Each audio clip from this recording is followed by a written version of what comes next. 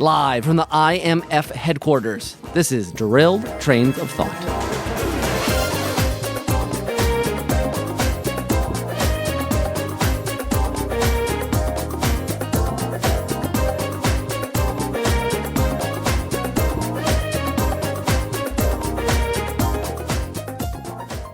Hello, Timothy. Hello, Nicholas. Is that really you? It is.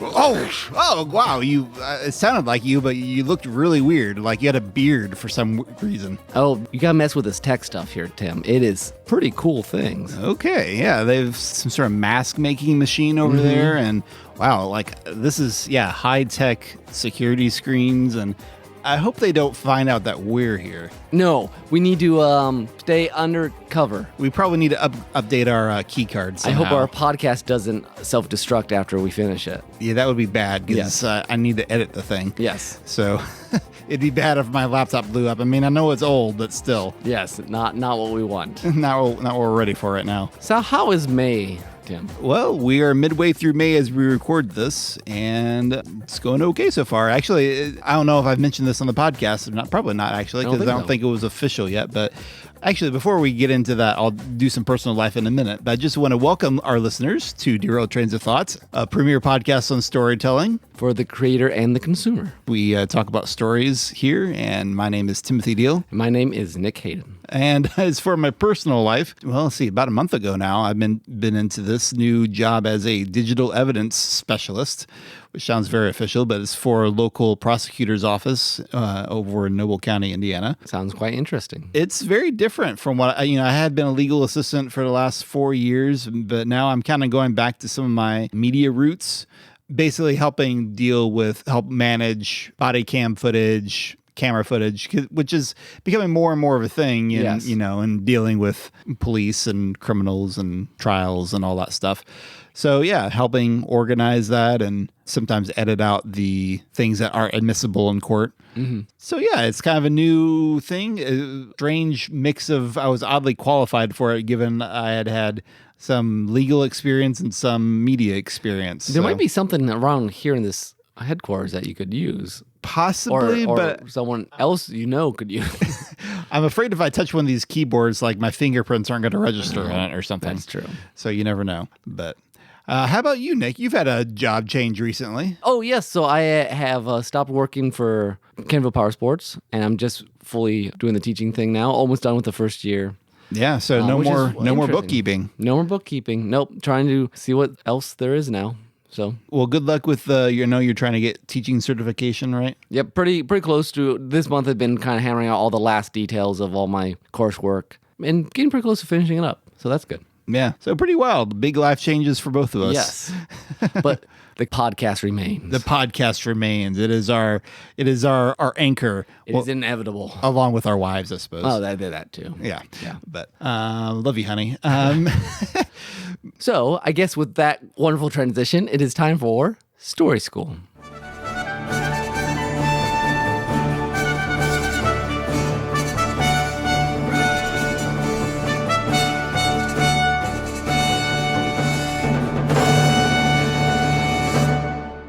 Tim, this was your idea. It seems to be whenever one of us hosts, the other one has the idea.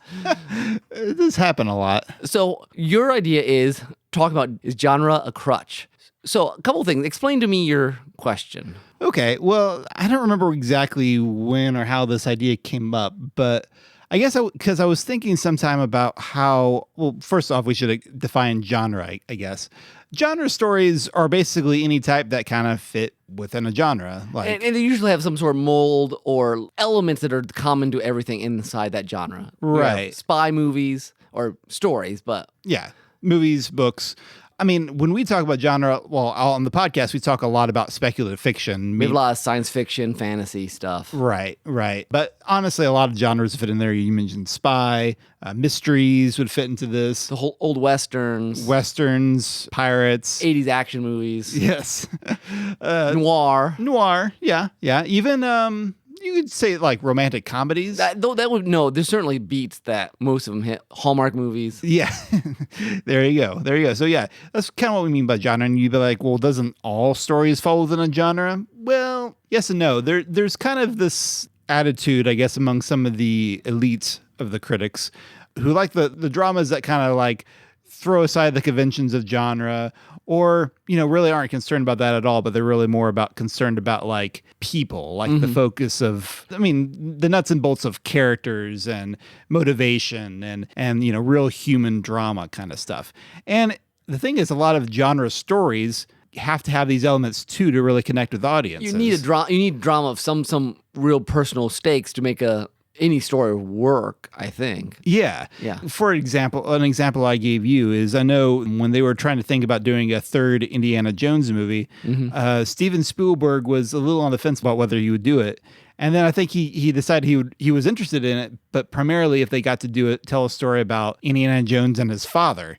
And so you had this family connection to there. That's a new dimension to the characters. So the family drama was what drew him to it. And then the question is, well, if that's the interesting thing, why follow all the genre conventions? Yeah. Well, is it just why does genre need this in order to really thrive? So J.J. Abrams does this sort of thing a lot too. We were just talking earlier about how when he directed the third Mission Impossible movie, he gave the Tom Cruise character a wife. So you had this family connection.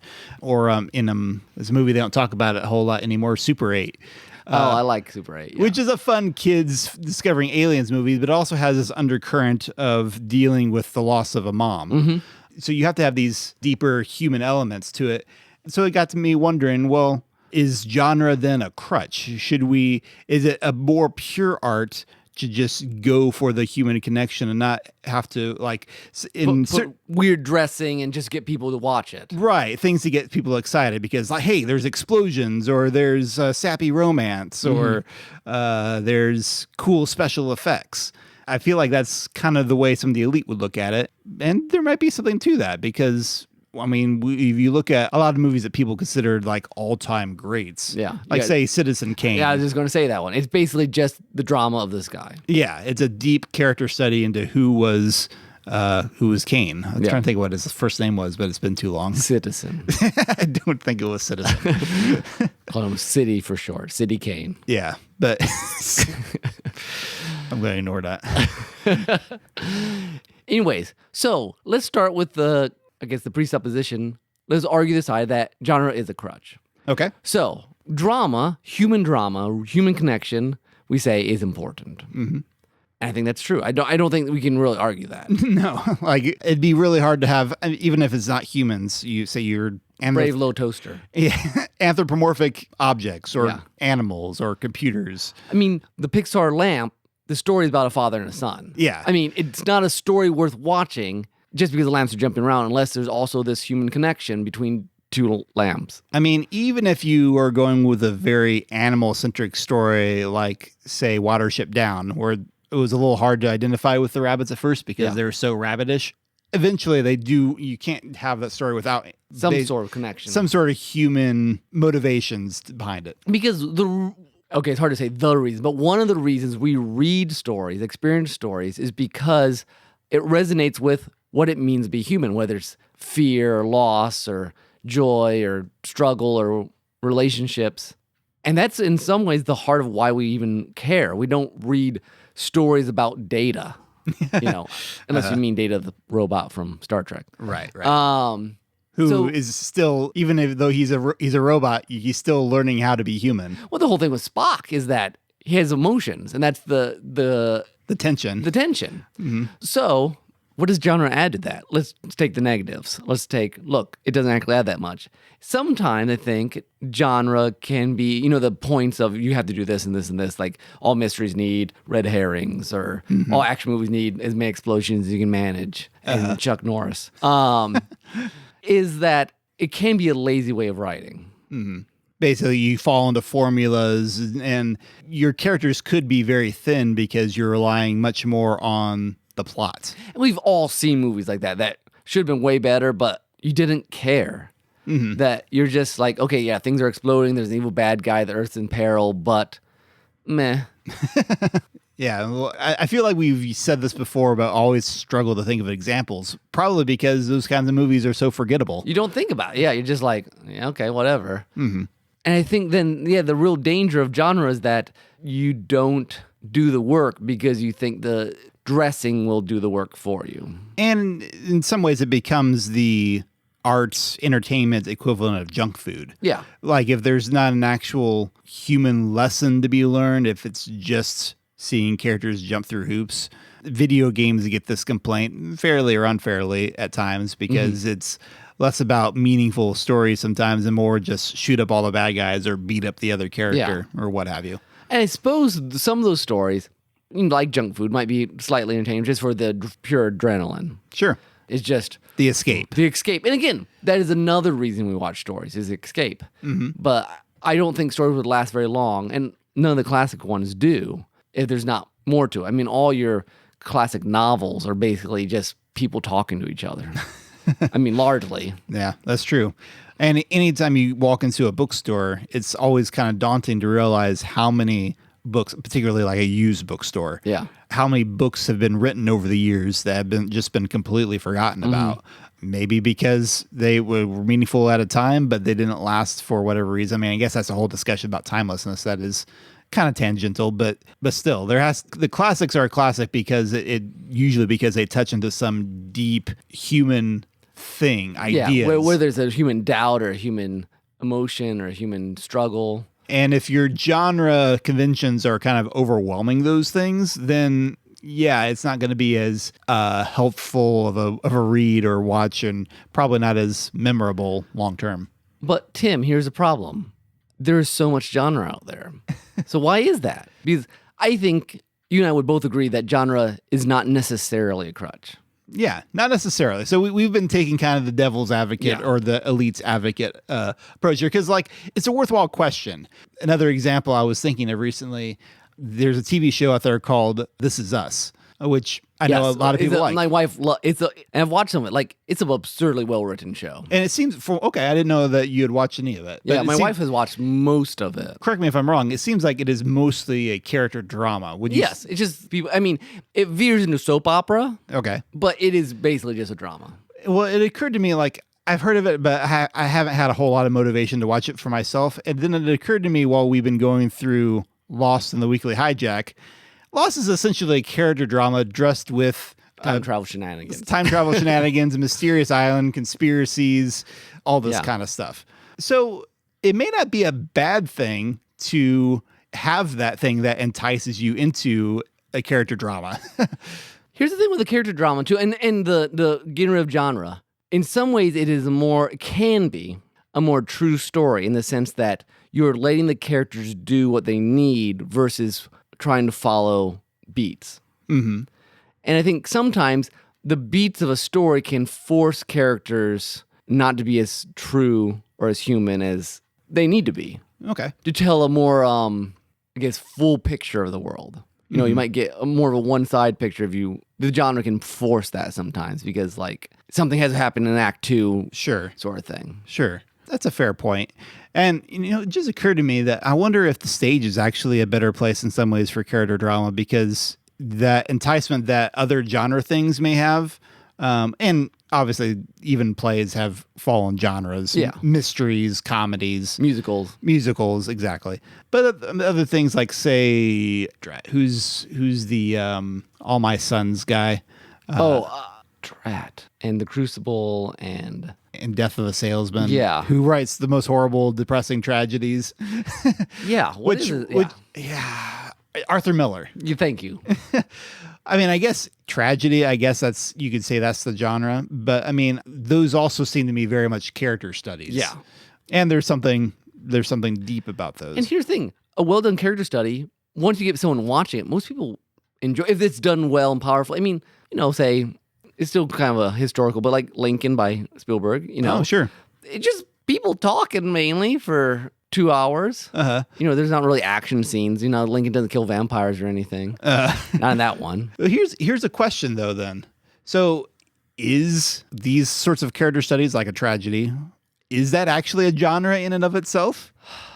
Like, I mean, I guess the trick is, okay, with Arthur Miller, I'm sure someone has analyzed and there's probably the common beats. They probably have he was inspired by Greek tragedy. I'm guessing, I don't know. Was inspired by Greek tragedies and took some of the beats that made him work so well and made him modern. So I guess here's the and this is where we start saying, what is this genre? I mean, is genre you using shared beats to tell a story, or the fact that you're telling a story where these beats help you tell it? Oh. And the second would be the best way to use it. Where the genre heightens what you're trying to tell versus is dressing for what you're trying to tell. Right. And I think that is, we kind of postponed about talking about the good things about genre for a little bit, but coming back around to it, I think there are things that genre can bring out that you can't do just by character study alone. For instance, we both read and I think enjoyed the Book of Strange New Things. Oh, sci-fi book. Is deeply character study. Oh, that's true. It takes place on a distant planet. But like, you could not tell that story and analyze the sort of things you want to analyze about human relationships without it being science fiction. That's true.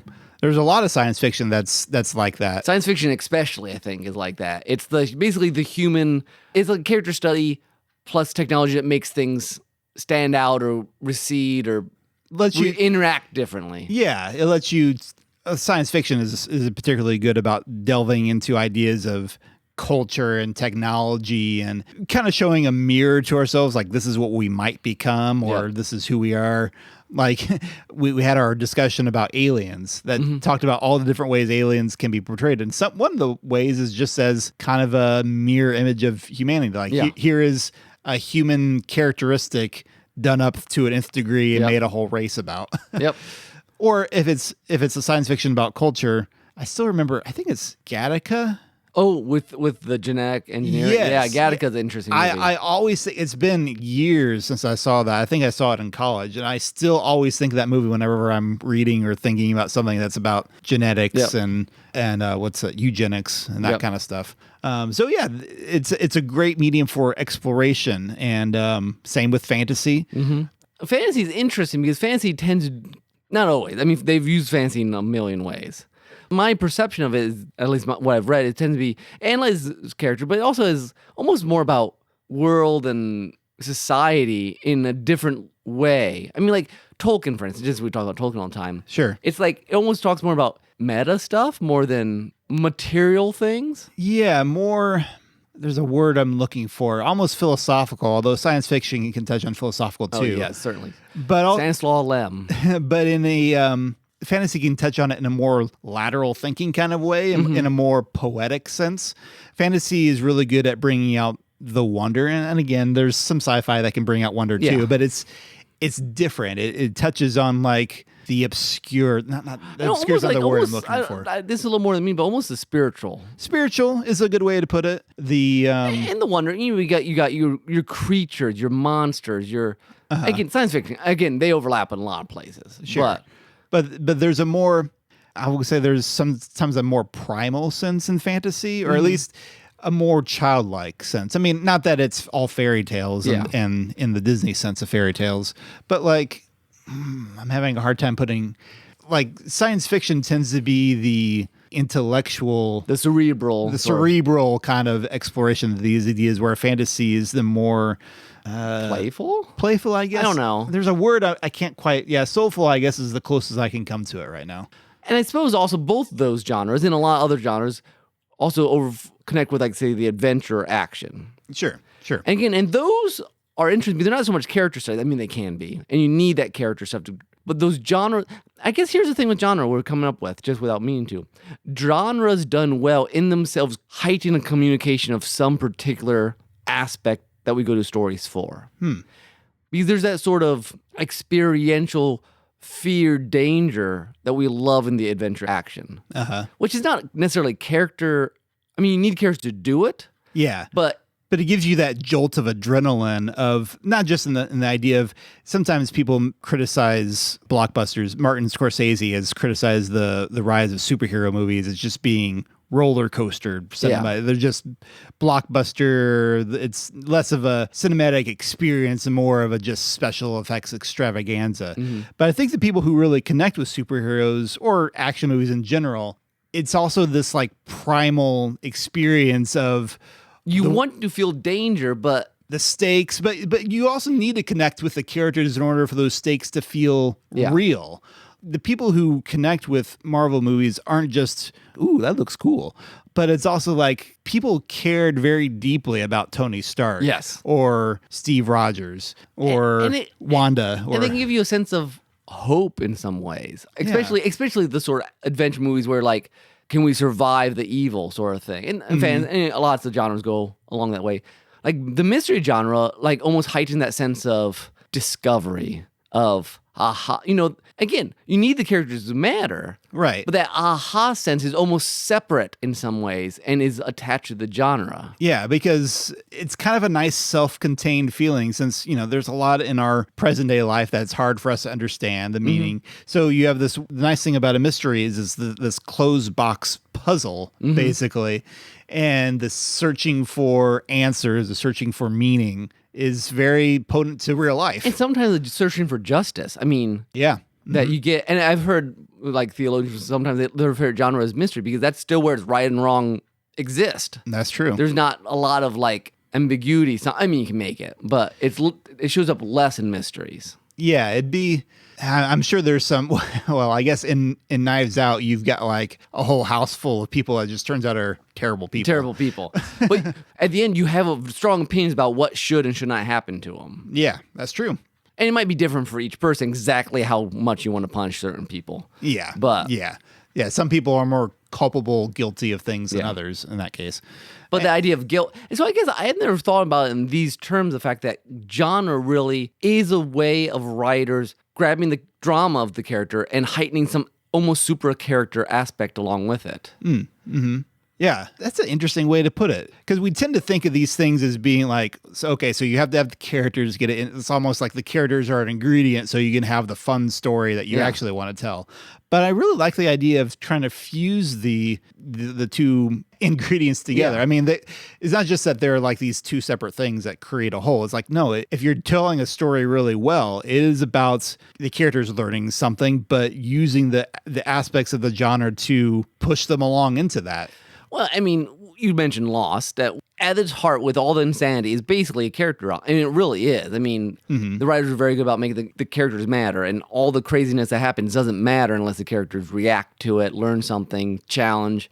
Because we have all this fantasy stuff with time or destiny and whatever. Yeah, we can talk about big ideas like fantasy does, but it doesn't matter unless Jack wrestles with it. Yeah. And that we care about Jack. Well, and it is interesting since in the Weekly Hijack, we're just starting season 5, but in our recording, we've already finished it. Yeah. We're already gotten into season 6. And it is going to be interesting to see the differences. Season 5 is very plot heavy, more so probably than any other season of Lost, I would say. But then 6, it certainly has an ongoing plot, and it's like basically like this is what the show has been secretly about this whole time, you know, on the Island Mysteries. Here's the closest to the explanations of You're going to get. But then it's paired with this, like, the flashes and that are just very purely character focused. Yes. And so Lost has this really interesting mix of juggling plot and character in a lot of ways. Because, like I said, it is a character show, but it's known as a mystery show. Yeah. Which is an interesting balancing act to watch the creators wrestle with. And I think all your greatest genre examples are based in deep characters. I don't know if you can pick great mysteries or great science fiction that doesn't, well, there are great science fiction where the characters don't matter that much, where it's just idea. Well, that's true if it's purely idea. Although it's interesting to me, I think a lot of times the success of a movie for an audience viewer or a story for an audience member is how much they buy into those characters. And sometimes I feel like lesser experienced, and I mean that in the best way possible, audience people, they're able to attach to something that maybe a movie critic or TV critic doesn't. For example, early Star Wars, there were some critics that just thought it was kind of stale, by the numbers. You know, they didn't really care about the characters. It's like, okay, it's a farm boy and a princess in this dress and evil villain. Who cares? Whereas a lot of other people are like, this is amazing. Look at all the stuff that they're doing. I've been filled with wonder and care about these characters. Yeah, exactly. Yeah. People cared about Luke and Han and Leia, whereas someone who only saw them as another version of a genre trope. Yeah, they couldn't identify with it as much. And I guess that's the whole thing with genre in general sometimes, is that like there are shows and books that might be mediocre or above average, But if you connect with the character, it doesn't matter how cheesy it is, how by the numbers it is in some ways. In some ways, the by the numbers is in some ways reassuring for certain people for a certain time. I just want to see my character do the same thing over and over again. Yep. And as writers, you might be like, well, that's not lazy, but it's like you could do so much more. But maybe that's not the meaning of that. I don't know. I mean, I do find it fascinating for about every cult classic that's out there. And it could be a movie that most people would admit is not a great movie, but there's going to be some people out there who saw it at a young enough age that they're like, wow, that was cool. Like, because they saw something new and cool in those characters in that situation that a lot of other people's like, but it's really not that good. And like, well, I don't care. Just let me enjoy it. Well, so when you watch genre, people can be, oh man, that's cool. Does anyone do that to something that's not a genre until they become like literary? Wait, say that again? Like, little kids can watch a genre thing, say, that's cool, and it become cult classic. I don't know that anyone young watches a strictly literary character drama and be like, that's cool. And I'm not saying bad thing, because I read all kinds of stuff. So sure, I don't I have no, I'm not knocking on anything, because I read Moby Dick and I'll read Star Wars novels. So there you go. But I wonder if there is something more universal in genre than just character dramas. I don't know. Universal might not be the right word. More approachable, more maybe, or more elementary. Elementary, simple. Again, simple. It could be taken both ways. Right. It could be taken simple as in like everyone gets it, or simple like this is dumb. We won't move past this. Yeah. And I think you can have, it's kind of a double-edged sword, but I don't know that because it can be one way that it's also bad on the other way. I feel like any story could be classified within a genre, but have just a shade of genre stuff in it. Like we were talking about stage plays earlier. Of course, my mind went to An Ideal Husband, which is nominally a comedy sorts, but there's parts of it that aren't really that funny at all. And because nominally a comedy, because it is Oscar Wilde, and there's a lot of clever wits and things like that, and there's some funny situations. But then there's also some real, I guess it's more of a dramedy. I guess that would be the genre it more falls under. But so it has these very slight shades of it. And I don't know. It's those talky kind of stories. Yeah, there might be some kids, even though they don't understand, they're fascinated by the costumes or the setting or something. Well, and we keep saying acting like there's something without a genre, but I don't know if that's actually, is there anything that's actually without, I mean, there probably is, but in so many ways, genre is just our way of classifying things. Yeah, I mean, there's even a lot of famous Oscar winners like the Godfather movies, but those are gangster. Yeah, I mean, movies. we just genre is just our way of saying these movies are like each other. Yeah, and these movies are like each other. And I guess what we're saying is that they're like each other at the best for a reason, and they're like each other for the worst just because. I mean, just because you know. Sure. Like, because that's what you've always done, which I think we've said before, like your story should never include something because all the other stories of a similar type do. Yeah. It should be what that story needs to be. But what does that mean? Well, maybe it means, where is your story trying to lead your characters and along with that, your audience? So I think the question is not for the consumer and the creator, is genre a crutch, but how does this genre aid the story? Because we say crutch like you're hobbling along, but maybe it's like helps it walk better. Yeah, yeah, it lifts it to new heights. Because I mean, honestly, Star Wars set in any place other than outer space would not be Star Wars. No, and it would lose something. And I think if you lose, genre should let you gain something, and not just fill in the blanks. Yeah. I think for creators, that's a great thing. I mean, I think our friend Nathan with Monster Island Film Vault would argue that there are many of these kaiju movies that is a genre most people would be like, they're just smashing miniatures and making costumes. That, at least at its very best, says a lot, are movies that you couldn't do without Godzilla or fill in the blank. Yeah, sure. So, yeah, hopefully there's some food for thought for you all about how, I think we crossed some interesting ground here, or covered some interesting ground here I didn't expect. I wasn't expecting to either. So that was cool. With that, that's the end of Story School, and we will go to Soundtrack.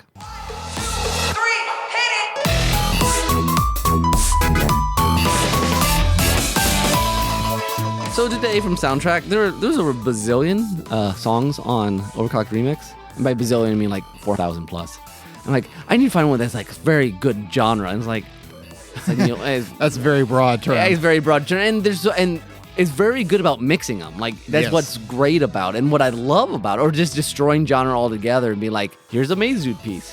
Who has created a lot of genres by himself. Like, gypsy jazz, bell, I don't know. There was some weird, anyways, doesn't matter. But very recently, like just a couple days ago as of this recording, came out this Hard Knuckle Swing, which is kind of a big band remix of Hard Man from Mega Man 3 by George R. Powell. I'm like, this sounds great. It's quite entertaining and kind of fits that, like, we took a song that's very kind of chiptune-y, originally made it into this nice swinging piece. So enjoy.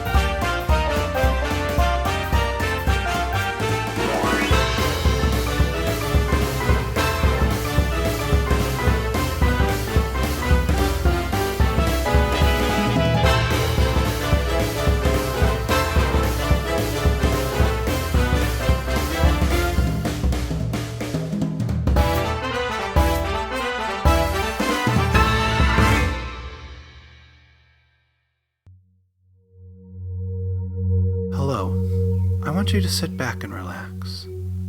Close your eyes. Take in a deep, deep breath. In and out.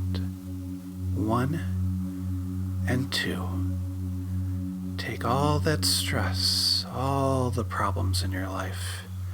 Breathe it in and exhale.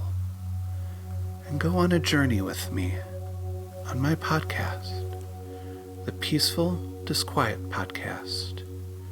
Here we escape from the troubles of everyday life.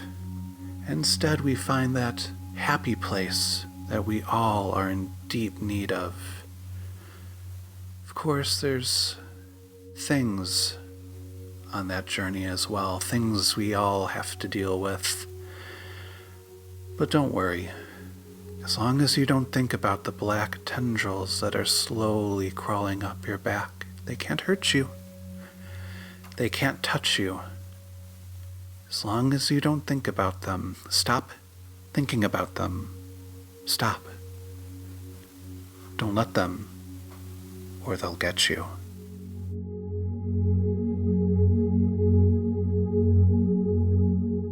And welcome back. Hello, folks.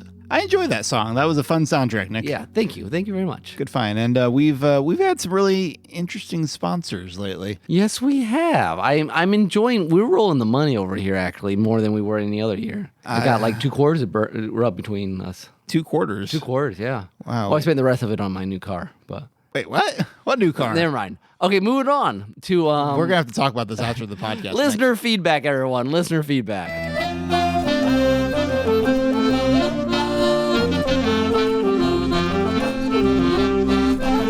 Listener feedback.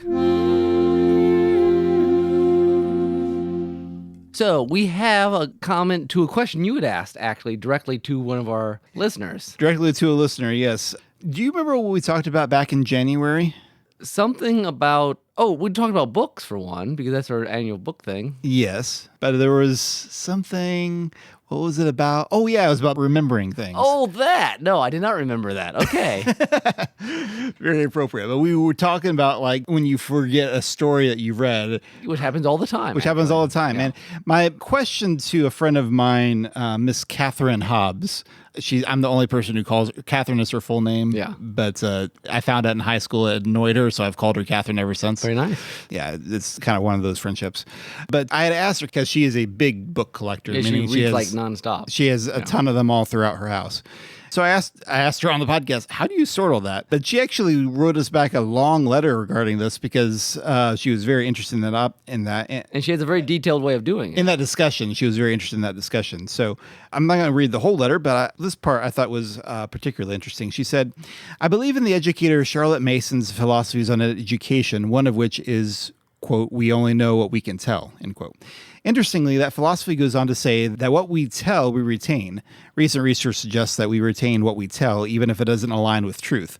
We submit as a fact in our own memories the way we told a story rather than what really happened. If we deviate slightly from truth, we overwrite the truth with our version. Because of these general principles, there's quite a lot more depth to them, as I'm sure you can imagine. When my kids read something or I read something aloud to them, we go through the process known as narration. They tell it back. This practice helps them to retain more than what they would otherwise. Personally, I keep a commonplace journal. I pull important concepts or quotations, funny, wise, profound, whatever, from what I read and copy them down into a notebook. Recently, I began writing a brief overview of the noble themes of the book I've recently finished before I copy the quotations into my book because I want to retain those themes for the long term. It's a relaxing process and helps me engage more deeply with what I read. A simpler method for doing this would be simply to tell a friend about the book or movie, whatever else you wanted to retain, once you finished. The thing that can be difficult about that method is that it is natural for us to begin to mix our impressions and thoughts in with the author's words. We're less likely to do that when we are writing for the purpose of outlining the themes. Which that sounds like a very involved way of handling it. But it's a great way, if you want to remember the stuff, retelling it, writing it, etc. I mean, honestly, I probably remember the stuff we've hijacked better than other things because... And I know a lot of my memory of certain movies I go to see. I remember movies I go see a lot more vividly a lot of times, particularly if I'm talking about it with someone afterwards, comparing notes, like, well, what do you think this happened? What's going to happen in the next Star Wars movie or the next Marvel or whatever? So yeah, I certainly get that. And it also kind of goes back to how you learn when you're studying a book in school. Yep. The one thing I guess I would maybe take a slight difference in tack with that philosopher, what did she say her name was? The Charlotte Mason's thing about we only know what we can tell. I think that's true in a sense. I think it's also true in a sense that we sometimes know more than we can tell. Like when you're trying to remember something that you don't know the details of, but you know that like this is kind of how it happened, or things that you can't quite put into words. Yeah, that you know something instinctively. I feel like there's room for things to kind of sink deep in without really being able to put it into words. Like grokking it. Grokking it, to use the words. Yeah, on your bingo, guys, grok, you can mark off. I don't think that was originally on our bingo cards. It is now. It probably is. We've been using grok more and more often. The interesting thing about this feedback, too, it just connects some to our discussions of story and community. Oh, that, stories really exist best in relationship with other people. At least they exist longer, I guess, in our brains. Yeah. And with community with other people. Yeah. I thought it was an interesting connection there. Yeah, it is a nice connection. I like that idea.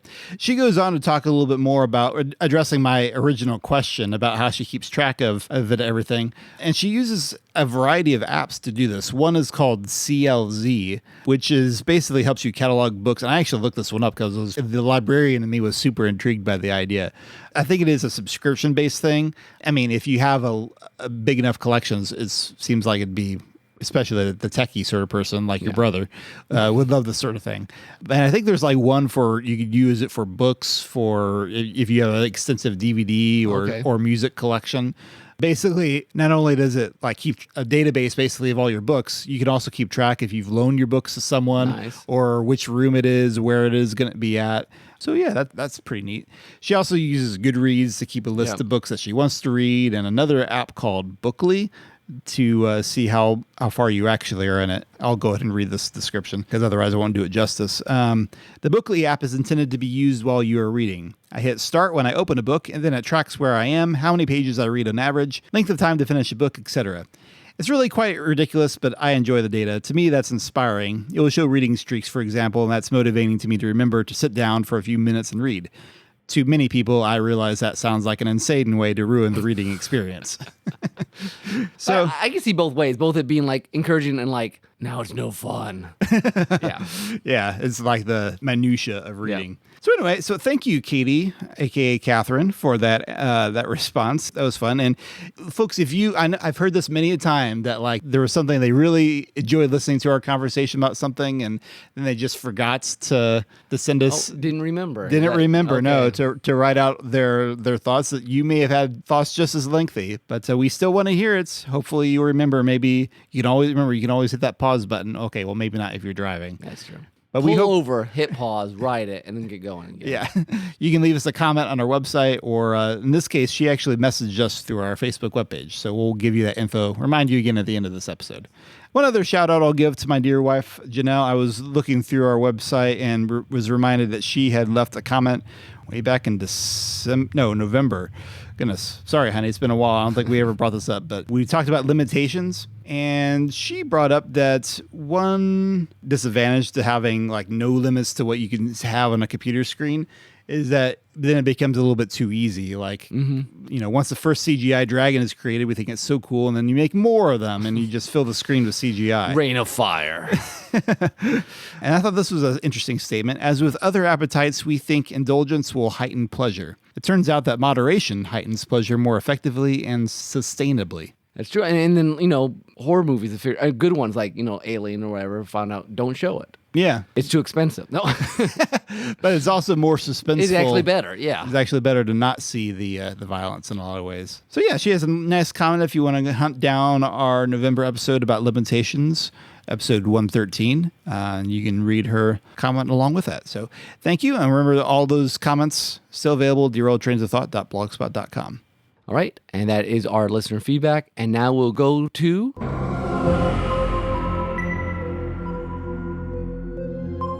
It came from the Intrawebs. Tim, seems like whenever we do It Came from the Intrawebs, it's your idea. I don't know about that. Lately, you've had some interesting interweb ideas. I do enjoy yours, so no, I'm not saying. Sure. Well, and for listeners who don't recall, interwebs is where we like to feature some creativity that's out there on the internet. The internet is full of stuff you're like, I can't believe that exists, but I can believe it exists. Real quick, I won't show this one, but like I found that they have programmed 3D printers just that are moving back and forth to play songs like Harry Potter's theme and stuff like that, which I'm not surprised about. But it's like someone asked me, I'm like, well, let's look it up. Yep, it's there. Nice. Well, what I have for today, I've got two main things, and this is not so much art that was created for the internet, but they are collections that were made possible by the internet. Oh, okay. And I don't know how well this connects with our theme for the day, but that's okay. One of them I've been meaning to talk to you about for a while, and the other is more recent. And actually, this first one is one my family would be familiar with. I've been kind of fascinated the last few months with this thing. Are you familiar with the website Zillow? Zillow. Sounds familiar. It's basically a real estate website. Yes, I did use it briefly. Yes. Yeah, pictures of houses and they're up.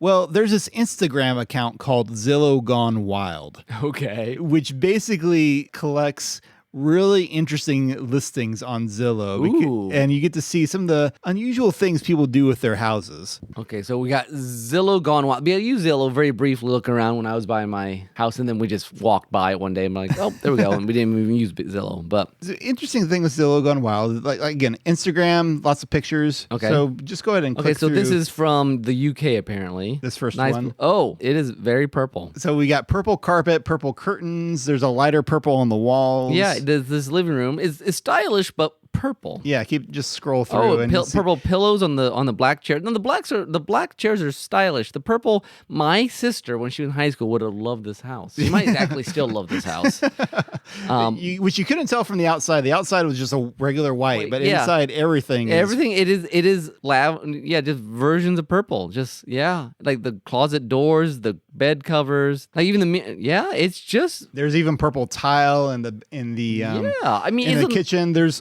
purple carpet on that bathtub. On the outside of the bathtub, not the inside. No, not the inside, but the outside. I'm not sure what the idea with carpet on your bathtub is for. But I could see.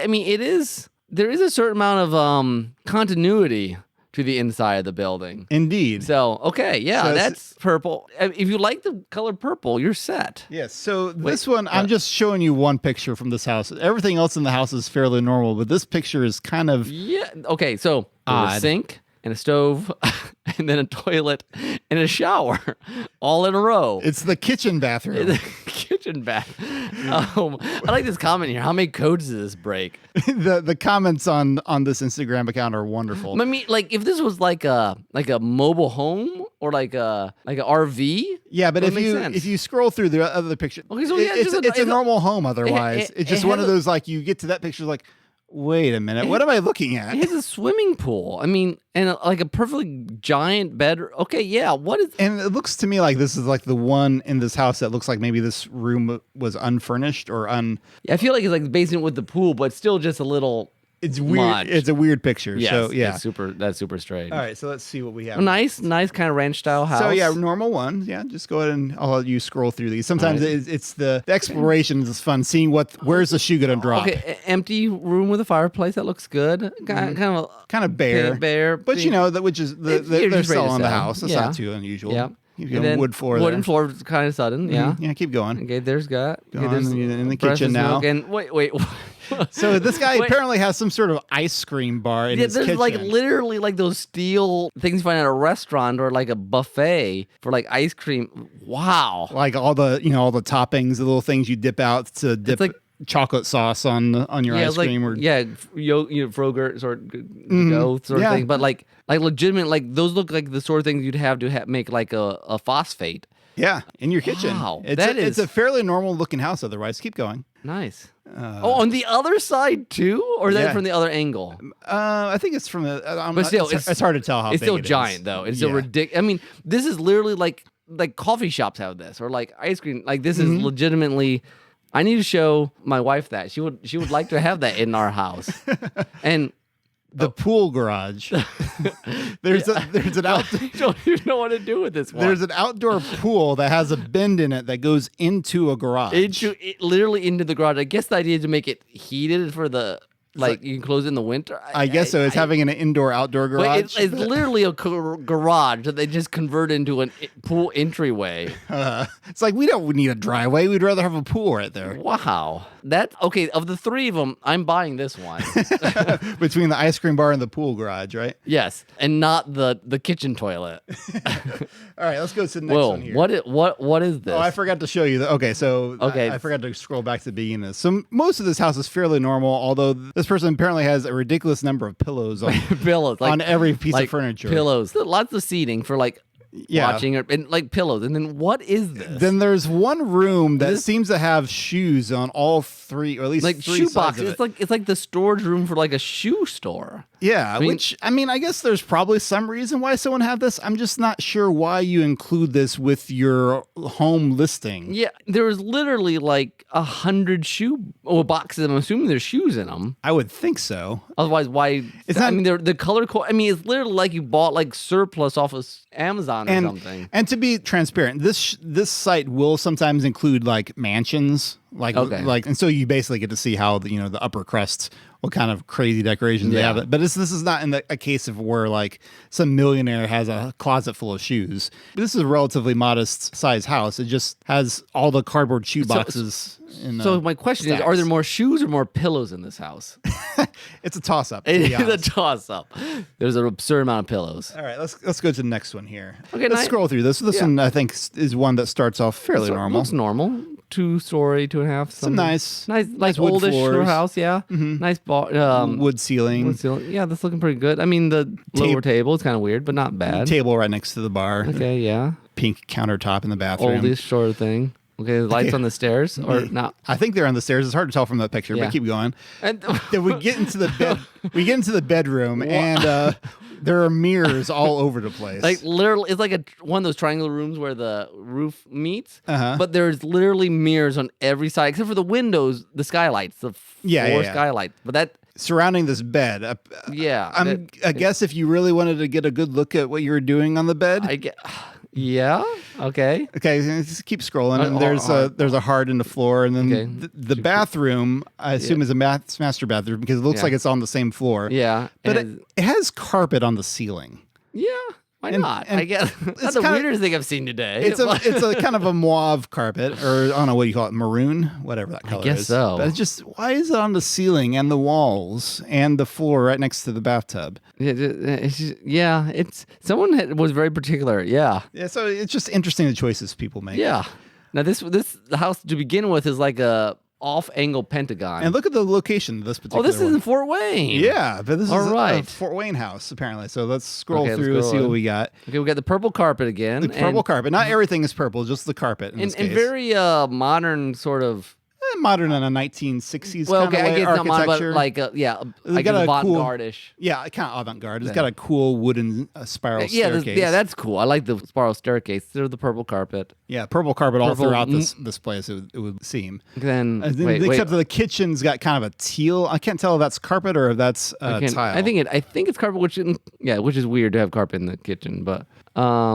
wait, what am I looking at? This is the bathroom. Okay, it's red carpet, but is that a red shag carpet to be exact? I think that's the bathtub. Yeah, kind of in the middle of the room. Okay, it's a weird looking bathtub too. It's also kind of that toilet in the corner. Looks like it's kind of tucked into the right beside the cabinet, the dresser, and looks like you like hit your head on the the shelves right behind it. Yeah, and then so this is a very 70s house. This is super 70s. I think I actually saw there was some article. This was passed around a lot, and apparently the couple who actually bought it, some couple from Orlando, Florida, they wound up doing like a 70s photo shoot in their new house. That's great. So that's fun. That one you'd have to just go in with a certain mindset. Yeah, exactly. The interesting thing about a lot of these things is not just the fact that they exist, but the fact that, can you imagine living in one of these places? Okay, so someone did. Whoa, what is this? Okay, this is surfboard. This is bizarre. This is some Los Angeles multi-million-dollar house. I just got to read the thing over here, so I honestly have no idea what's happening here. So yeah, just keep $11 million. Yeah. Yeah. Okay, so this looks like some place that is meant to like host parties. Okay. Yeah. There's giant windows and giant TV and cool game room with like poker tables and. It feels like I'm in a Bond movie at this point. Honestly, there's spiral graphs on the wall. Yeah. You know. And then like disco. Night Fever. Or like I don't know, a disco laser tag. Like, yeah, psychedelically. There's like planets and stuff on the walls. Yeah, and then this lounge room looks like some sort of not gemstones, like geodes. I guess geodes, or it's like you're in some sort of psychedelic cave. In some ways. Yeah, basically. Keep going. Well, it gets weirder and weirder. It's like this is the golden bathroom. Apparently, there's like a gold. I feel like some X-Men came in here, has like changes things into metal. Like Midas came in here and just like touched the entire bathroom or something. Gold on the walls, a golden toilet. I don't. Oh, there's the psychedelic space party room. Laser tag room. Oh, we've got like this Egyptian. Wow. Well, not tomb because there's like wooden floors, but there's definitely some like ancient looking statues. I feel like this is not so much a home as the Children's Museum. I mean, literally, I think you taught space in the one room, cave geology. Here's Asian history. I don't know. I mean, I don't know what you do with this house. Except A cool pool. Cool Okay. pool. Yeah. So again, parties, but And that a shower, I guess. I think it's a shower. It's got lots of black tile. Yeah, it looks kind of like a shower made by a Tron designer. Yes, I feel like Children's Museum. You just buy. You don't even have to renovate it. I think that'd be great. All right, next one. Okay, normal looking house from out here. Okay, yeah. So normal, you got some brick, you got some regular It looks siding. like it was built from various pieces, but just Now the back side of this house though is in a completely different style. Yes, that's the. I mean, I don't know styles of house, but it's very angular, blocky, modern, windows, modern, kind of style. So the insides of this one is not super unique. It's just mainly the front and the back are like polar opposites. It's like a bipolar house. The front looks like normal, like small town Kenneville house. And the back is literally like you just transported to like. You could put the two pictures side by side, and you would not know it's the same They're house. in different universes. I mean, one is suburbia, the other one is. I mean, like one you film like Leave It to Beaver, and the other one you film like an art teacher, like or like that house that Incredibles 2 is in, sort of thing.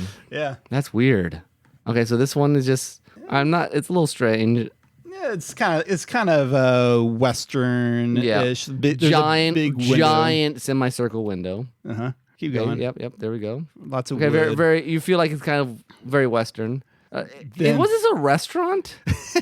Keep going. Okay. So we've got this bar area that suddenly we've got like it's like kind of like a tiki room. Yeah, almost. I was going to say a tiki room. You got the fire in the middle of the table as you're sitting. Okay. You got like a thatched roof over the bar area. I feel like we're like in Flintstones. I mean, it's cool. Yeah, it is cool. I mean, it's super cool. But yeah, it definitely feels more restaurant than homey. Or like Las Vegas, sort of like. Yeah, or something you'd see at Disney. Yeah. Like is that like a little waterfall? It's not that lit. I mean, for a house, wow. I like, Mom, can we go to Rainforest Cafe? We have the Rainforest Cafe at home. These comments are amazing. So I love what you find. So then this one is along the similar lines, but bigger. So keep going. This is definitely there's in the mansion Buddha category. there. There's a Buddha. Oh, like the rock formation, like with like grass and everything. Butterfly chairs with like wooden chairs with butterflies carved into them. This place need to just go on Airbnb. You could have made $1 million. Seriously. Actually, so the Children's Museum could have too. Actually, any of these, like people would just have paid money just to stay there. They don't want to live there, but they'll stay at night. Exactly. Like this is very like Fern Gully. Yeah, Fern Gully. I could see that. There's plants everywhere, guys. Literally, the living room is basically like the living room looks like you're outdoors in the Arizona or something. There's even like the middle of the floor is like a rock river. Bed. Yeah, like a dry riverbed with like leather couch. I don't live there, but I'd stay here. Yeah, cool. Lots of light. Mm-hmm. I feel like one of these would show up in like a Midnight Theater movie. Honestly, one of these movies. Wow.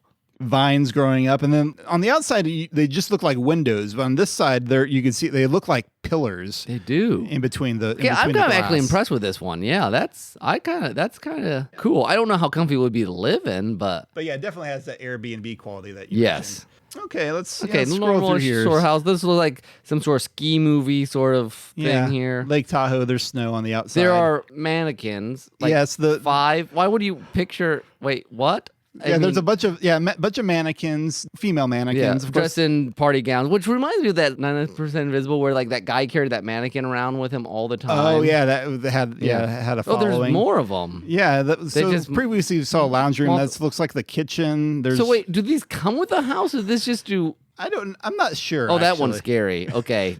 It's like what every single room seems to have these mannequins in that. This is like some wax museum gone wrong. There's another living room with them. Well, they're multiple. It's like some horror. Like as I'm scrolling, it's like I blink and there's more of them, like from Doctor Who. Like they're just multiplying. Oh, and then there's a bathroom with a nude. There we go. Statue, of course.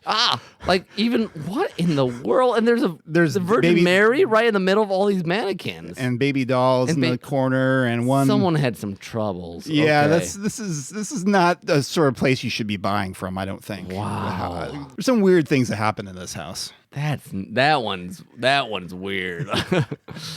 Okay. This one's fairly normal comparison. Kind of a tiny-ish house. Kind of a tiny house. The description says this is a house from 1891 that someone has painted in pastels. Oh, and like very nice, like changing pastels. Like each shutter is like a different, slightly different color. The kitchen has a pink and white tile floor. This one also has some blue tiles in it. Yeah. A lot of the stairs are pink, but there's also some baby blue in there. Like that. It feels like it's like from some sort of like slightly off movie, like a Stepford Wives sort of house almost. Kind of, yeah. It's like this. It says this home was from 1891, but honestly, it looks to me like it was like painted in the 1920s, and then it was never repainted after that. This top floor is actually kind of cool. A lot of nice wood floors there. So it's a very interesting color scheme unique. throughout. Like if you bought it, you'd almost hate to paint it, not because you liked it, just because it's actually kind of well done if you like that much pastel. It kind of looks like you're living in a dollhouse in some ways. It really does. Yes.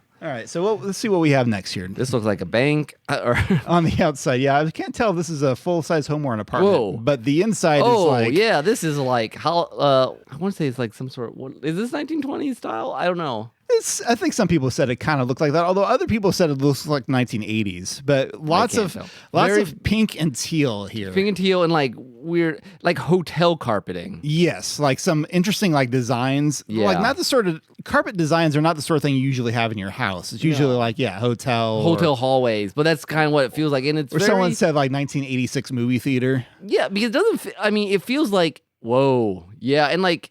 It's hard to explain. Like all the cabinets are like, is that Art Deco sort of? Yeah, it is kind of Art Deco. Actually, yeah, keep going. There's one place that looks super Art Deco. So there's a bedroom very with purple distinct, carpet. But like this part looks. We'll go back. The art. It looks like the sort of thing. The rocket. Oh, it says Rocketeer, doesn't it? It does. Yeah. So yeah, super Art Deco-y looking. Oh, weird. Like I don't know how you live there, but it's yeah. Yeah, these places are fascinating. It does kind of like make you think there's a whole lot more you could do with home decor. We really do, yeah. Like because it's not. I mean, some is fancy, but some of the rooms were kind of normal, but they'd like made them not normal. Yeah. All right, so you can scroll through most of these pretty quickly. This is a fairly normal house. Okay, yeah, you got floors. the fireplace and wood floors, and it's pretty stylish. And there's a door that looks like a safe. It's a safe. It is literally a safe door, and then it has like you open that up, and there's like bars.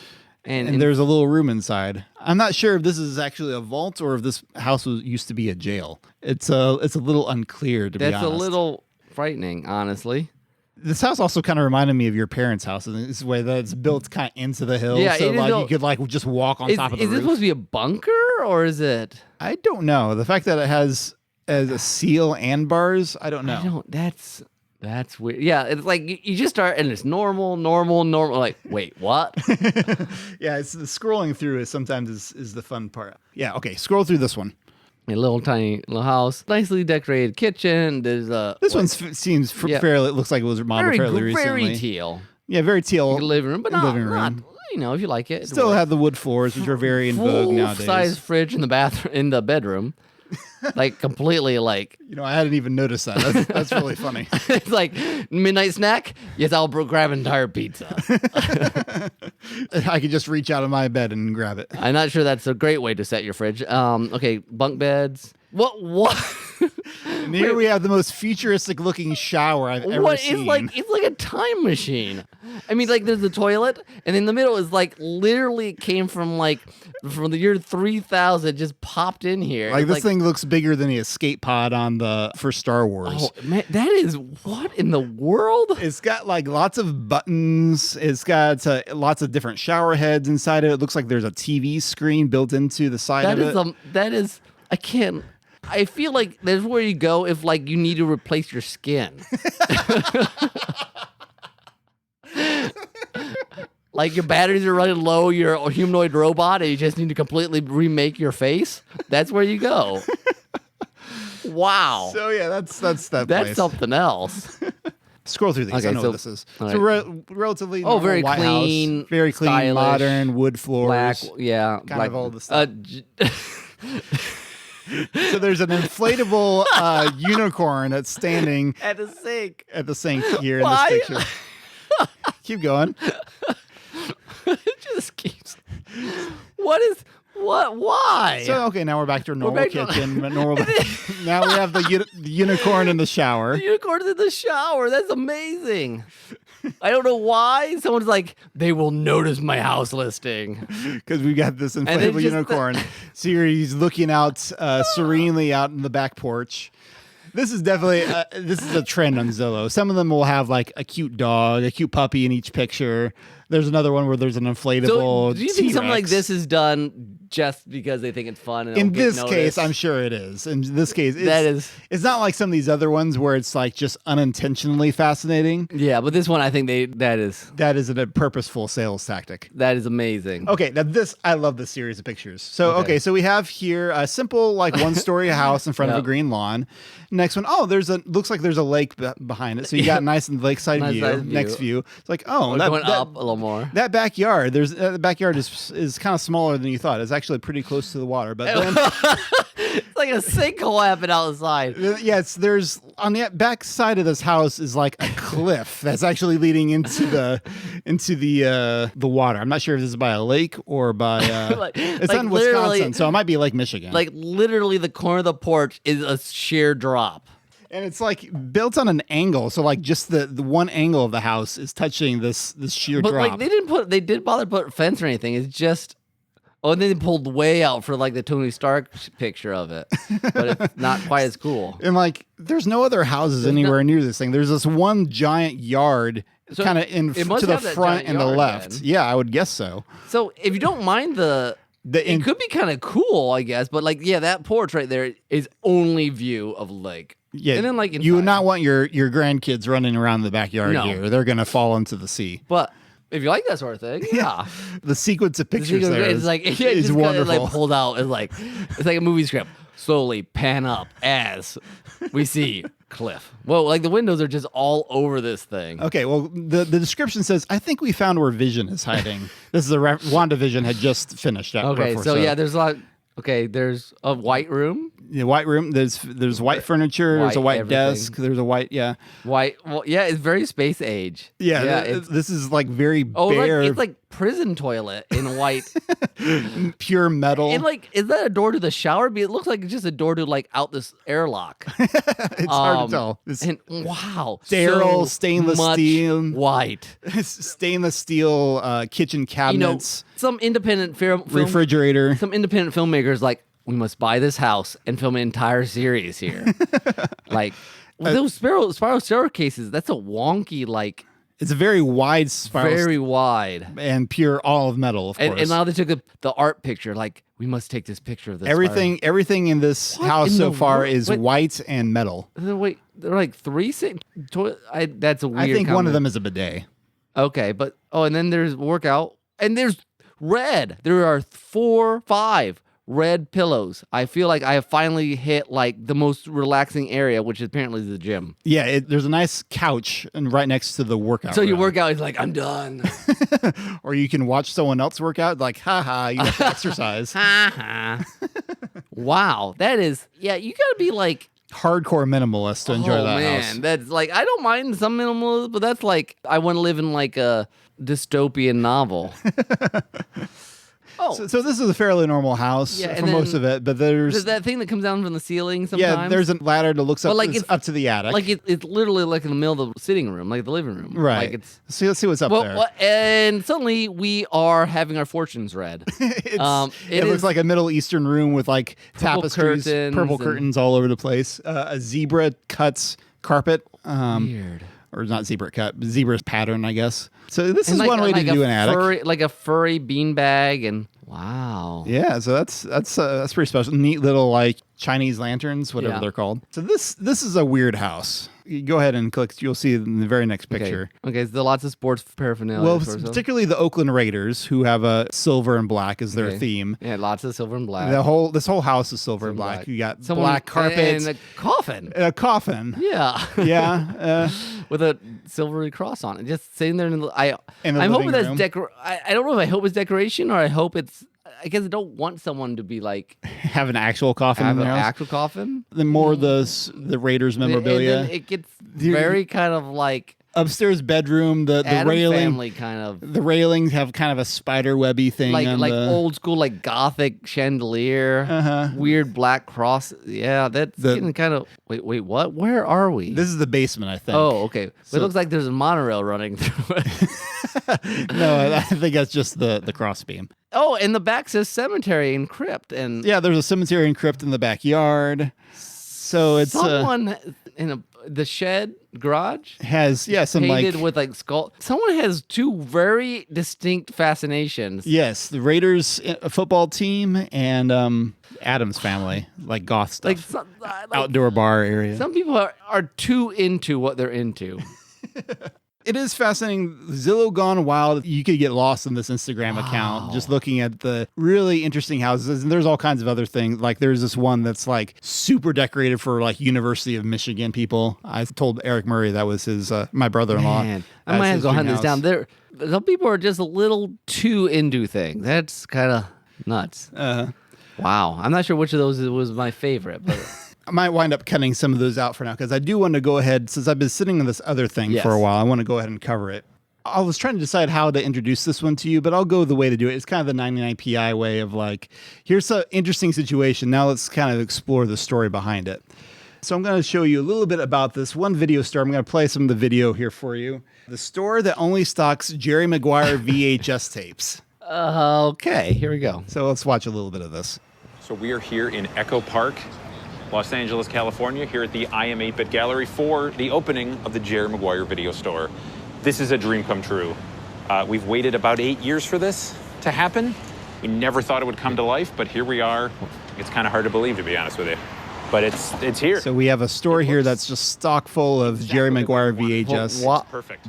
Just VHSs? Not even DVDs? Just VHS tapes. So, you know, the Jerry Maguire movie, the one with Tom Cruise. Yeah. I'm just trying to figure out why. What is going on? Often here only in LA. Well, this next story might be only in Echo Park. It's about a video store that carries exactly one movie, which you can't even rent. So what's going on here? No. So the Jerry Maguire video store is just the announcement party, basically, for a much larger project, which is to build a pyramid in the desert where all the Jerry Maguires will live forever. Oh, he's dropping off Jerry's. That's so nice, too. Well, thank you so much. That's wonderful. It's, every Jerry counts. Welcome to the Jerry store. How many Jerry's have you guys donated? Technically on the leaderboard, we're like 435, but we've brought down at least like another 120. Wait. This guy's dressed in Jerry Maguire VHS tapes. So what is their obsession with Jerry Maguire? So, we are Everything is Terrible, and for about 8 years we've been collecting Jerry Maguire VHS tapes. And we're just starting the final phase of that process. This is unbelievable.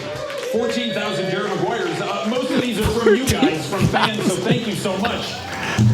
Building a pyramid made out of Jerry Maguires is not cheap. If we all gave about $1,000 here tonight, this would be done tonight. It would be over. So, I wish that were a joke, but that's probably true. Okay. What? And that is bizarre. So the video goes on from there. But so, yes, this is the product of a YouTube, well, I guess they're a channel, but they're also a website, comedy-ish group. I'm not sure what you call them exactly, but it's called Everything is Terrible. And their style of comedy is something that, like, I like the idea of what they do, but not necessarily how they do it. Mm-hmm. But they go to a lot of thrift stores and buy basically used VHS tapes, DVDs, and they'll put like clips of them online. They tend to like kind of edit them psychedelically. Okay. And I kind of appreciate the finding just obscure, weird stuff. You know, that's kind of in the mystery science theater kind of realm. Yeah. So the way they do it is in a very postmodern-ish kind of way that I don't care for as much, though. We're poking fun at everything. There's no meaning. There's no, exactly. Except the laugh. Yeah, except the laugh. Yeah, which is why I've never been a huge fan of this. But this project is quite entertaining. They did find in like going to a lot of these video thrift stores that Jerry Maguire is one that is a movie from the 90s that they found quite a lot of. And so they started collecting them and they started having other people donate copies of Jerry Maguire on VHS. So they said there in that video they had like 14,000. I think their count is like up to like 30,000. This is almost 30,000 Jerry Maguires. And they have this goal, and later on in that video they go on to like talk with an actual architect of making this pyramid out in the desert as a tribute. Just because. Why the pyramid? Because it's as a joke, but basically as a sacrament to Jerry Maguire. But man, some guy has donated 1,400 Jerry Maguires. Yes, they actually have a leaderboard on their website that shows. Alex McNeely is moving the Jerry Maguires. Oh yeah, he is way ahead of anyone else. The next closest person has donated only 672. Like half, less than half. Yeah. So this is a pretty intensive leaderboard. There's like over. Well, if you would donate at least 10, you're on it. So there's like over 260 people have donated at least 10 VHS copies of Jerry Maguire.